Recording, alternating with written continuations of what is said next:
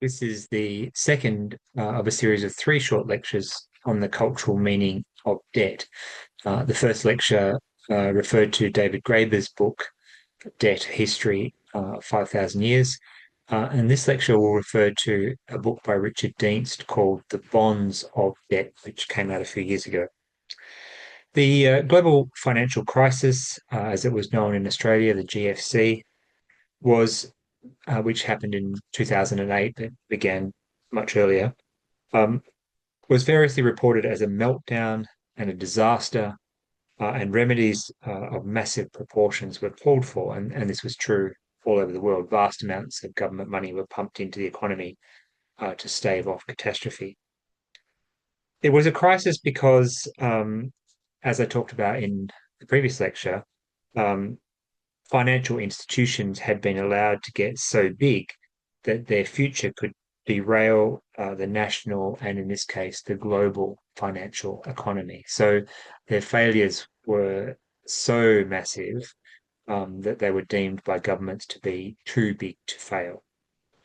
Australia's relatively small and highly regulated financial sector was largely protected from this problem, but the government still felt it was necessary to act and initiated a number of schemes designed to pump money into the economy, such as building schools. They made home insulation widely and cheaply available. A lot of this with disastrous results, as it turns out. What Dienst tracks is the way the story of the global financial crisis unfolded in a cultural and political sense. And what he shows is that it took a long time for the real culprits of the crisis to be named, and also shows that they were never, in fact, fully blamed for what happened.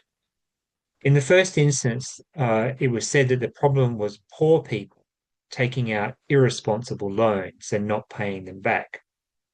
But it later came out that the banks had forged signatures and never did proper background checks. So the question of responsibility needs to be re-examined. Was it the poor people who took out the loan or the negligent banks who gave them the loan? Next, the problem was government assistance. And it was said the government really shouldn't be helping such irresponsible people take on a responsibility so great as a mortgage. So the crisis was created by the government trying to help poor people, or so it was said. Then it was said that it was the sheer complexity of the collectivized debt swaps and so forth that somehow seemed to defy the intelligence of the people who created them and sold them. That people should be placed in charge of hundreds of billions of dollars of financial instruments that they didn't properly understand never came up for discussion. And since nobody knew the value of what they were dealing with, or the values were allowed or enabled to inflate out of all proportions, and thus these things became a true bubble.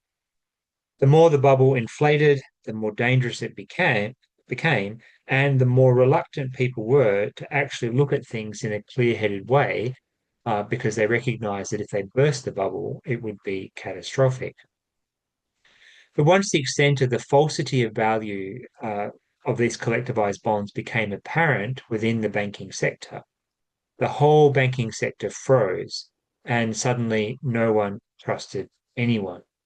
And the simplest way to understand what happened with the financial crisis is, and it's a hugely complex mess, but um, it became a crisis because banks lend to other banks, and there's also a kind of insurance as well. So banks lend to other banks, they create a debt, and that debt is then hedged against by taking out insurance and so forth.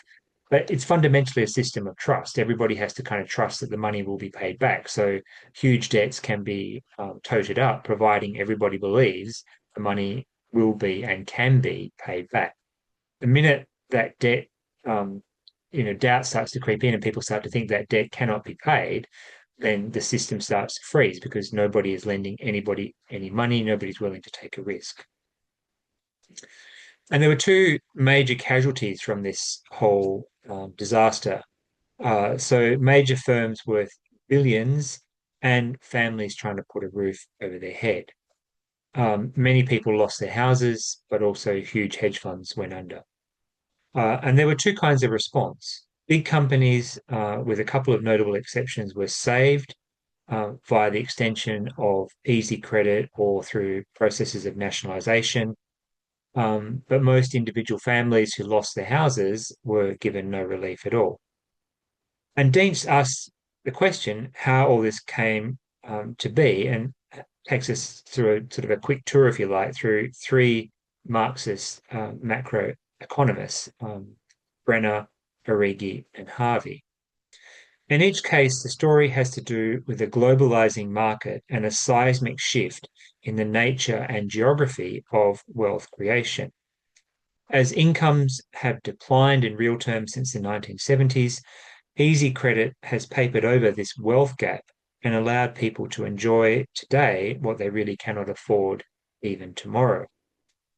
More importantly, as global markets have ceased to yield the kind of profits they once did, domestic markets have been pumped up to compensate reduced growth. And this is absolutely evident in Australia, where housing prices are out of all proportion to income.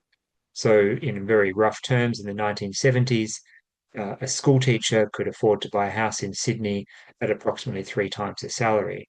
That same school teacher today would be looking at having to spend something like 15 times their salary in order to buy the same house in the same city. So wages have not kept pace with the increase in asset prices, and those asset prices are pumped up as a kind of way of papering over other forms of holes in the economy. So the real estate market has become a source of fictitious growth, he says. The million-dollar shacks found everywhere in Sydney are, if you like, a huge reservoir of unproductive wealth. Because housing really generates no particular growth, like it doesn't produce new things, it doesn't necessarily produce an income. So consumer spending is then, in turn, funded by increased credit. So if you think of a housing renovation, which is said to create value, they generally lead to overcapitalization and a loss of value. But more interestingly, from a cultural point of view, it's how big do our houses need to be and how often do we need to upgrade kitchens and bathrooms? Um, but even more importantly, what other kinds of investments could we be making besides investing in a new bathroom? So in other words, capital becomes tied up in the house rather than invested in other growth opportunities. And thus we increase our debt to no real gain to ourselves because we have this fantasy that the house is going to continue to appreciate. Question then is, is it our desire for new kitchens and bathrooms that really fuels the mega profit of banks? So banks in turn put pressure on government to keep inflation in check because runaway inflation erodes their profit base. And this is paradoxical because easy credit tends to trigger inflation, which is why all around the world at the moment, credit has been tightened up considerably. But inflation is bad for banks because it means that the money that they are repaid is worth less than the money that they loaned out. And this was the problem in Europe during the financial crisis when the countries that came to be known as pigs, Portugal, Italy, Greece, and Spain, um, would all have liked to float their currency in order to reduce their debt burden, but couldn't because they were tied to the euro. So, in other words, they couldn't use the trick of inflation to get out of their problems. Um, Meanwhile, Germany benefited substantially from having an artificially low currency, that the euro was low compared to their GDP and so forth. So it should have been, for them, a much higher value. So I think the main thing that Dienst wants us to think about is the way by which debt is mobilized as a cultural and political story. Who owes money? Why do they owe money? And what he really shows is that the banks were given a free ride during the financial crisis, and nobody really paid enough attention to what they had done to cause the crisis. And they were given a free rein to shift the blame onto the poorer people for buying houses.